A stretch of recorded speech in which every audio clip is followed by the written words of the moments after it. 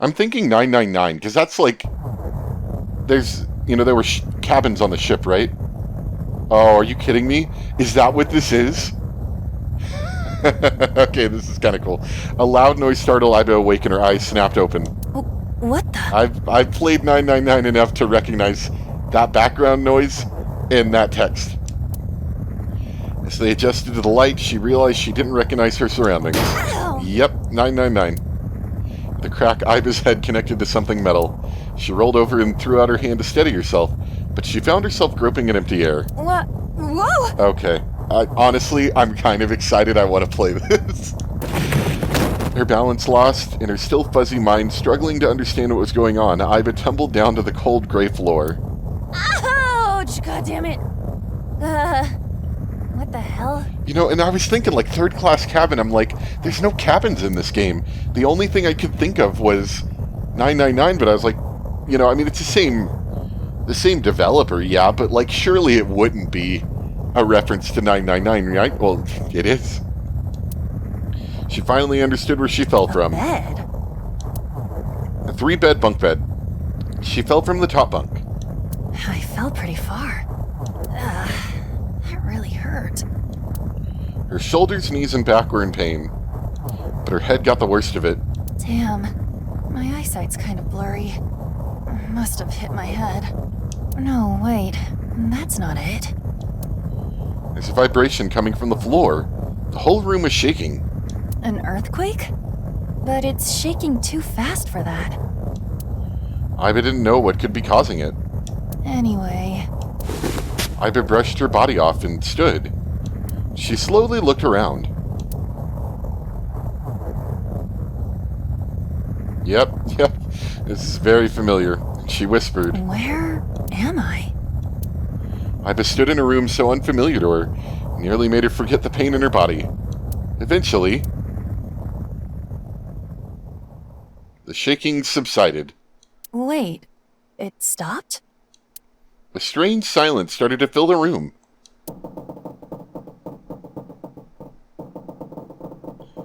In the distance, the sound of metal. What's that sound? Iba looked about the room. An antique stove. A 3-bed bunk bed with thin mattresses. Another set of beds on the other side of the room. On the wall was a slightly rusted iron door. It stood as firm and cold as a stone monument. That's... The first thing that caught her attention was the writing. There was a number written on the door with bright red paint. 5. 5? What's this 5 mean? She stared at the number and slowly approached. She tried shaking the L-shaped handle on the door. It won't open. Pushing and pulling did nothing. Beside the door was a device that appeared to be some kind of card reader. What's this? Iba closed her right hand and pounded on the metal door. Hey! Hello? Is anyone there? Open the door! I don't remember Junpei's dialogue well enough to know if this is verbatim or not. Yeah, I don't remember. I'm not going to look it up, but I could see it going either way. Being Iba's own dialogue here, She lifted her left hand, and at that moment she noticed something peculiar. Huh? What the hell is this? She couldn't keep the question inside. On her left wrist was a bracelet, totally alien to her. Digital number was displayed in the center. A watch? It doesn't look like one. It couldn't be, of course. That was the only number displayed. Only one number. 5? That's the same as the door. Not that she knew what that meant. Iba was confused, but decided her first course of action should be to take the bracelet off. She turned her wrist as if taking off a watch. How do I take this off? There were no clasps on either side of the bracelet. She turned her wrist the other way. She noticed protrusions coming out of the side of the display. Maybe pushing something on this will work? She pressed it, but nothing happened. The digital face did not change at all. Nothing. Damn. Guess I'll have to force it off. Iba tried to remove the bracelet by force. But I'm assuming it's gonna explode. No good. Dang it. This stupid thing won't come off! The metal bracelet was tied around her wrist. What the hell is the deal with this thing? She let out a frustrated scream. The situation made no sense to her. Her head felt like it was going to explode. Where am I? And why the hell am I here? Why? What the hell happened to me?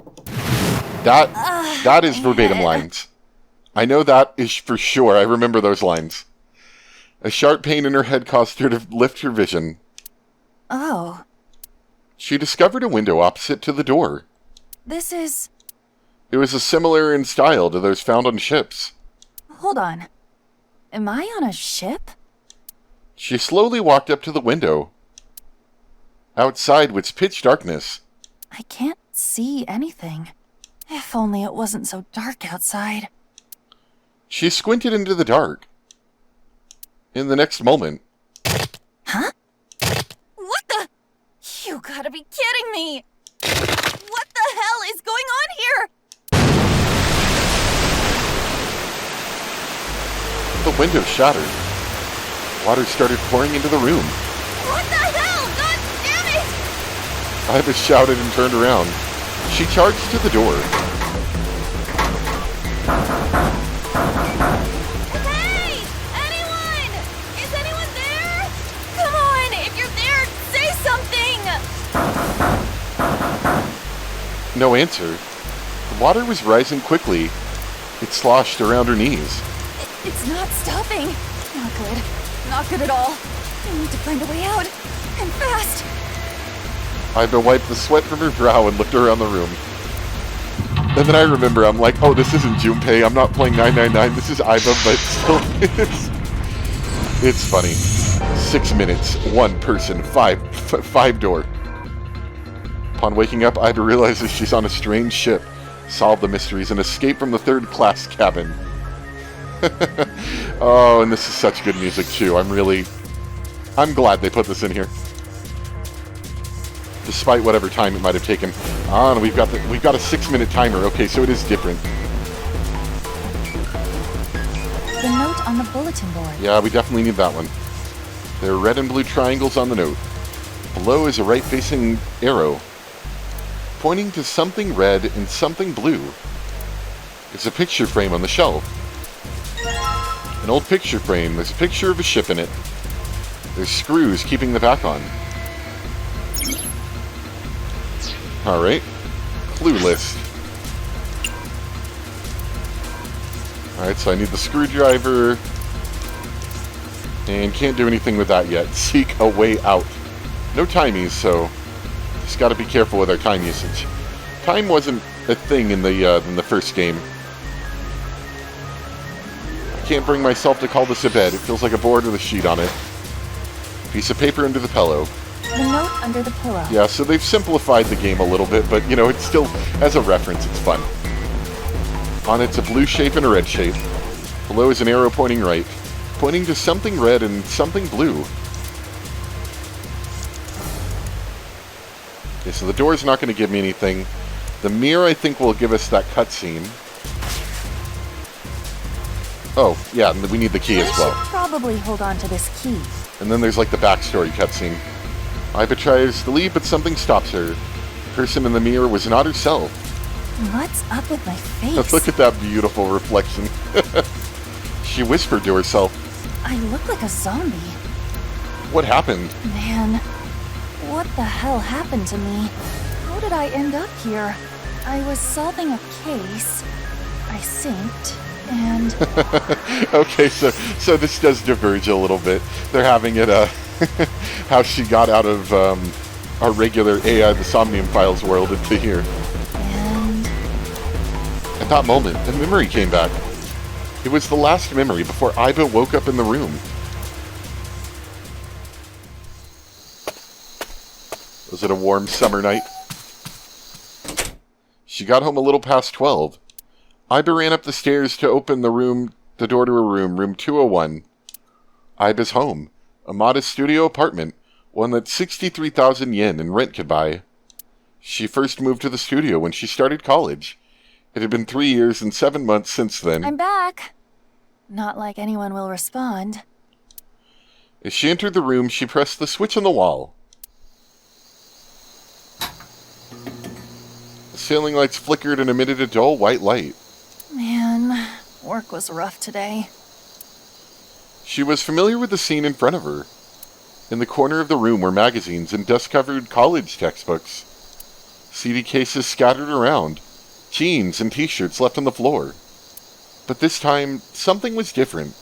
Huh? A breeze? The night wind made the white lace curtains waver, carrying the scent of deep autumn. Huh. That's weird. Did I leave that open? Confused, she slowly crept up to the window. It was open on one side. She stuck her head out to check. Everything looks okay. I must have forgotten to close it. Iba closed the window. When suddenly, gasp! She turned to face the specter of a man dressed in black. He wore a hood and a gas mask that concealed his face. Who are... She tried to scream, but no sound came out. I can't. Iba fell to the floor with a thud. She saw white smoke pool around her. Smoke emanating from what looked like a grenade. Everything was going white. Even the thoughts inside her head were going white. Consider this a privilege. You have been chosen. A voice rang in her ears. It sounded scratchy, noisy, a distinct hissing growl. You are going to participate in a game. The memory game. It is a game where you will put your life on the line. Is this terror? That was her last memory before waking up. Iba's consciousness melted into the white fog. That's right! That guy with the gas mask! That son of a bitch must have taken me here. Iba clenched her teeth and tried to remember how the man looked. Well, I guess there's no way to know if that was a man or not. His voice was definitely modulated by something. And his body was cloaked and concealed. Just who was that? It said, "You have been chosen." Iba didn't have a clue what that meant. What the hell is going on? Why me? But the memory lingers. You are going to participate in a game. The memory game. It is a game where you will put your life on the line. The nonary game, huh? What the hell is a nonary game? God damn it! Iba punched the mirror. This is not a very large room. This does not work well in a 3D environment. Alright. So can't do anything with that yet. Red briefcase. Yeah, we have the key. Oh, I don't remember. I think we need the screwdriver. It's not opening. The stove, I think, had the screwdriver, right? On the top of the stove is a faded pot. Oh, that's a key, okay. This is the door to the stove. It opens easily enough. Sure wish the door to get out of here was easy to open. There we go. That's the screwdriver. Well, the screwdriver's got those screws off easily enough, and here's the picture. A photo of a ship. In the back of the photo were 10 symbols and numbers. Okay, so I'm actually going to have to solve this. It's only 9 seconds. I think we have plenty of time. Water's pouring into the room. It crashes through the window like a waterfall. Plugging up the window won't halt the flow of water. The only way to save myself is to get out of the room. I need to seek a way out. Okay. So, let's take a look.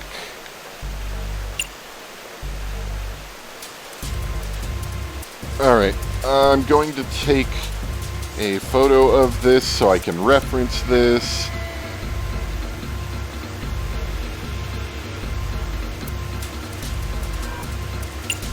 and take a photo of that so I can reference that. Okay, so let me look at my photos. I don't know if these are the same clues as in the actual game, but I'm not going to look that up because I'll probably solve it faster than that. Alright, so dark filled in red, 7. So we've got 7, 4, and then go to the other picture, 8, 5. 7, 4, 8, 5 for red. Let's...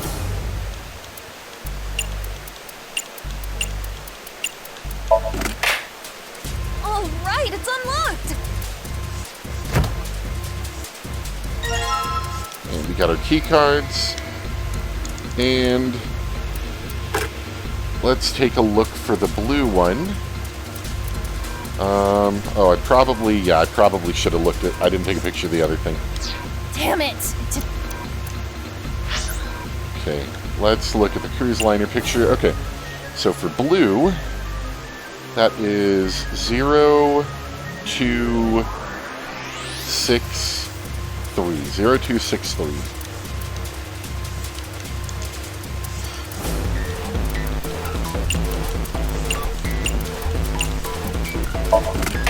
There we go. Yes, it opened! Looks like there's something in here. It's a file. Inside the file was a piece of paper, digital root. Digital root, add all the numbers, end up with something, add those numbers, add the things until you have one number. Yep. Fun little puzzle thing. Final single digit is your digital root. 6, 7, 8. 6, 7, 8, 21. 2 plus 1 equals 3. So that's 3. I see. So I just keep adding numbers until I get a single digit number. Looks like there's something on the back of the this thing.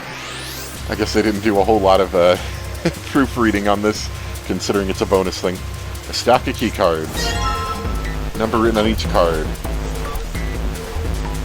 So am I supposed to get the digital root of all the cards? 1, 2, 3. 6, 7, 8. So let me pause really quick. I don't know if that's the answer. 1 plus 2 plus 3 plus 6 plus 7 plus 8 plus 27. And 2 plus 7 equals 9. I don't think that's the answer in this situation. 5. It's the meaning of this number. On the side of the device is a small gap. Card that I obtained earlier, maybe slide the card in there. Maybe if I lower this. She lowered the lever. Oh, now I think I remember. We have to get a digital root of 5 using these cards. I think that's what it was. The lamp is still red and the display didn't change. There aren't any more cards in here. I've only got one other hint. Of course, the files. The file said something about a digital root. A digital root. The digital root, huh? What am I supposed to do with? There's a 5 in that door. Do I have to get a digital root of 5? Not really sure about this. Oh, whatever, it's worth a shot. Let's see if this works. I'll just slide the cards that give me the digital root of 5 through the reader. Okay, so I guess it doesn't matter how many cards I use, as long as I get a digital root of 5. I don't remember if the answer is 3 or 4 cards, but let's think for a second on what numbers could give you a digital root of 5. If you ended up with 23, that would give you a digital root of 5. If I ended up with 14, that would give me a digital root of 5. Can I do 14 or 23? Those would be the easiest numbers to hit. Let's see.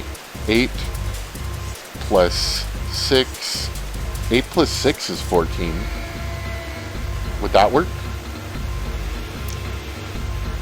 Digital root can be made with 3 of these numbers. Okay, so I have to use 3 numbers. So it's not It's not that.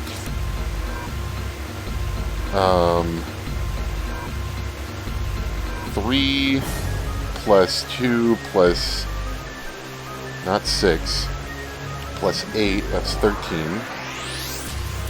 So we can't get 14. So let's go for 23. 8 plus 7 plus 6. That's too many for 23.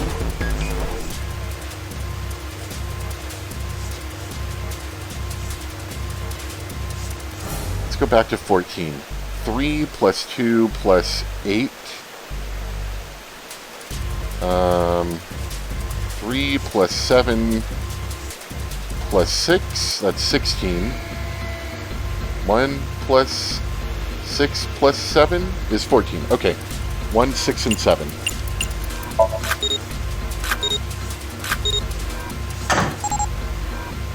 Determination, she lowered the lever, which resulted in a different sound from before. That sound, did it open? The red lamp is green. It must have worked. That was the last obstacle. Escape!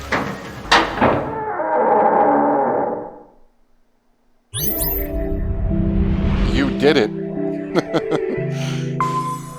You found it. I like that they kind of transitioned, or they used the existing AI, the Somnium files, like flowchart and all the elements to fit into 999 to some degree.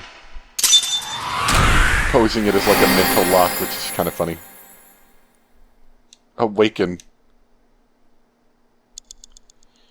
And of course we didn't need anywhere near that 6-minute timer, even with us looking at everything. The bracelet has been unlocked. No death game this time. The bracelet, what is that under? Outfit? Probably. Wow.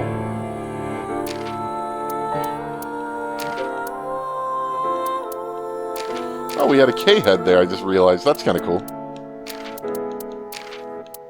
Yep, we unlocked the bracelet as an outfit option. Alright, well, that's neat, I guess. So is that it? Let me look this up, because I'll be honest, I'm not, I don't know. That doesn't, I don't know how I feel about this ending. Let's say that. Alright, so, looking through some stuff, it seems like this is it. There's not a secret ending. You know, somebody was hypothesizing in one of these Reddit threads that, you know, considering the game's very much an ARG, augmented reality kind of thing, that maybe there's a secret ending and we're supposed to be able to find it out, you know. But as far as I can read from anybody, that doesn't seem to be the case. This seems to be it. That little bonus ending, if you want to call it, that we got where we put in the nil number, kind of tells you that what seemed like in the original game that Tokiko failed at at breaking the seams or ripping the seams or whatever you want to call it and getting out of the fake world was actually real, and I guess she did get out, sort of. Although that's more of like an alternate not true ending, you know, not a happy ending, so to speak. And the 999 thing was kind of fun too, you know, that had no story relation, obviously. There's a lot of questions that people have asked. I found a pretty lengthy, well, not lengthy thread, but a lengthy question on the Zero Escape subreddit, asking a lot of questions kind of related to the fact that, like, the stories were intertwining. The main one that kind of interests me is the fact that we didn't actually get to see every single day 6 years ago of Ryuki doing investigations. We only saw every other day. And then the other day was seeing Ryuki's investigation in the present timeline. So they ask, what was he doing in between those days?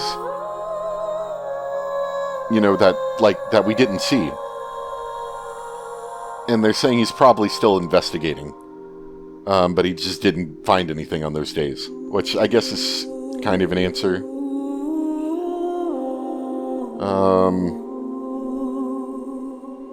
A lots of other questions that are kind of interesting. Asking, why did so-and-so, know about something that they shouldn't have known about? And they're saying it's probably because they were trying to keep tabs on something. These are all answers, of course, from community members, so you don't know for sure if any of these are true or false necessarily. And so I guess the real answer from all of this is if you trust that bonus ending or the alternate divergent route, that I guess she was right the whole time about the whole this world being fake thing. Which from an in-story perspective, I guess is kind of interesting. Sorry, I'm reading, give me just a second, I'm reading more Reddit threads to try to get more thoughts. Anyway, I do agree with some of these, what some people are saying. The twist was interesting. The twist being that you're not playing two linear stories, you're playing two stories that have been told to you incorrectly. A whole not trustable, what's the word? Unreliable narrator, that's what it's called. So that's cool, in a sense, but it's kind of annoying from the perspective, it makes sense to give an unreliable narrator kind of thing to the characters playing it, to have them understand why they don't understand things, because the information they've been told is incorrect. When I'm told that as the player character, it kind of feels like the playable characters in the game are keeping secrets from me, which isn't wrong necessarily, it just doesn't have the same impact that the twist in the first AI the Somnium Files had. That was really neat, and it was a surprise to both yourself and the player character, because the player character had amnesia, if I remember correctly, which you could call, a bit of a cheap cop-out kind of thing, but, at least in that sense, both you and the player character were surprised about this. In this story, the only one that's surprised about this is you playing the game, not the person you're playing as in the game. So that's a little bit annoying in that sense, but I would say it's kind of interesting still. Let's see what else. The fact that, the 6 years ago Mizuki was Bibi, let's call her that to keep it simple here, versus the 6 years later was Mizuki, was one of those things where it's like, well, everyone would know this in the game world, but you don't know this, and you're being shown that you're Mizuki, but you're actually not, you're Bibi. But you're wearing the same clothes and stuff, so as far as you know, you're Mizuki. I don't know how I feel about that still. I guess it's not bad, but the twist wasn't as interesting. And you can't do the same twist you did in the first game, of course, because it'll have lost all the effect, so they have to come up with a different twist, but I didn't care as much for it in this one, I'll be honest. One of the Reddit threads, someone was describing some of the writer, which I can't remember his name, let me look at it again.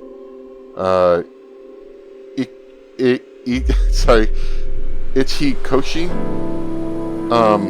has done this kind of twist before in some of his previous games that he's played or written. So maybe that's not a surprise in that sense, but they mentioned, let's see, what is it? He did the same trick in Virtue's Last Reward, which, I'll be honest, it's been a while, and like I said before, I forgot a lot of the things that happened to Virtue's Last Reward due to the game being so long. And I kind of want to play it again, honestly. I don't think I'm going to record it and play it again, but I do want to play it again. I have a copy of it on PC from the first and second game combo thing. So I'll probably end up doing that again at some point. And apparently there's a twist in another one of his games as well. Anyway, all this being said, I enjoyed the game overall. I feel like they did better with having us do less trudging around and talking to people and finding no information. That happened a lot in the first game, and that was one thing I wasn't a huge fan of. They still did it in the second game, but, you know, I guess you can say, well, that's investigation. You're not going to find stuff at every place you look and everywhere you go, especially if you're trying to investigate something with such vague clues and such vague information. Kind of going back into that, you might have a whole day of investigating, of just looking around because you have no idea what to look at. So, okay, I'm just going to look at everything in Tokyo that I can and talk to all my friends who are all somehow connected to this mystery and hopefully find something.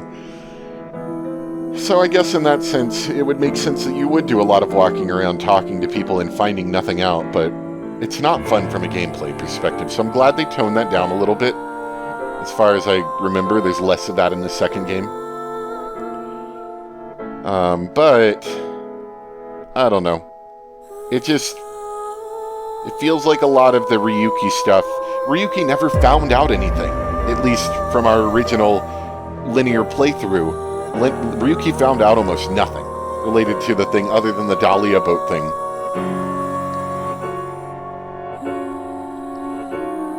Which unlocked our Mizuki route, I guess.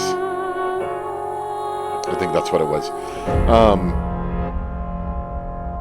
He didn't really learn much, so it kind of, to me, felt like a lot of the Ryuki stuff originally was non-important. Here, let's go back and look at the flowchart if we can. Can I, not in options. Wouldn't be bonus, would it? No. I think I have to load up a game to see the flowchart.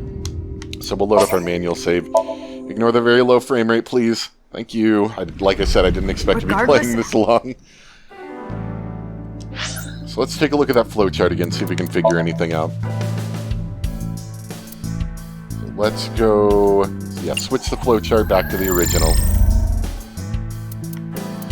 So yeah, I felt like we did a whole lot of investigating and just didn't find anything in the original flowchart. But if we change it back to the true flowchart, it looks like 6 years ago maybe we did find out some stuff. Like when we were going into the basement with Mizuki, or not Mizuki, because it was the other girl, even though it looks an awful lot like Mizuki. And 6 years ago, yeah, we did the sink with Terror, and then finally finished it off with the whole thing in the basement. So we did find out things 6 years ago. It just, you know, the first time we played through it didn't seem like it. And that's always a little frustrating, I feel like, with a lot of these, you know, twist, mystery kind of games that Spike Chunsoft is known for. 999, I feel like, helps with that thing because you're constantly on edge. You're a little bit nervous, and you know that there's a killer about somewhere that's killed, you know, people, and you're really, you know, nervous about what's happening. And so a lot of this whole, like, investigating and not finding out stuff gets covered up by you're nervous, you don't know what's happening, and you're kind of on edge and waiting to see what's going to happen. Whereas in this game, I feel like a lot of the whole searching for things and not finding any clues leads you to a lot of... For me, it feels boring, I guess. And while some of the Somniums are kind of fun, there's a lot of trudging around and trying to figure out what obscure method of logic you're supposed to use to figure out the solution to something. And I guess that's my problem with the Somnium Files games. They're fun, I like the setting, I like, you know, I like the idea of going into people's minds to find out answers and solutions, but until you get to the part where the game starts getting good, which is how I felt in the first game as well, there's a lot of stuff that feels very drudgery and very slow and plodding, and for some people maybe that's good for them. For me, I find it a little bit boring, I'll be honest. So I enjoyed the game overall, but I don't know how I would say I would fix it, but I do wish that some of those things were a little bit less boring. And it's better than the first game, I'll give it that, but I don't know. I really enjoyed 999 and all the Zero Escape games. And obviously this isn't the same kind of game. It's not a puzzle game in the same way where you're trying to find the solutions in the puzzles and get out and stuff like that. But it's written by the same developers who kind of do a lot of similar-ish things. And I wish they were able to take some of that magic from the Zero Escape game or series and put it into this series, you know? But overall, I still enjoyed it. Let me know what you guys think. Obviously, I could be very wrong compared to your opinion. Maybe you really liked it. Maybe there were things that you thought were better about it. Particularly, I don't know. I just find there's a lot of fluff in the game sometimes. There's a lot of people talking about things that aren't important. There's a lot of Somnium things where you're trying to figure out obscure logic to figure out the solution, and then, oh, you ran out of time, so you gotta restart because you made so many stupid decisions that it's not worth going back 1 or 2 checkpoints. And then, okay, I know all the right answers, so I'm gonna put all the right answers in, and then I'll get it right, you know?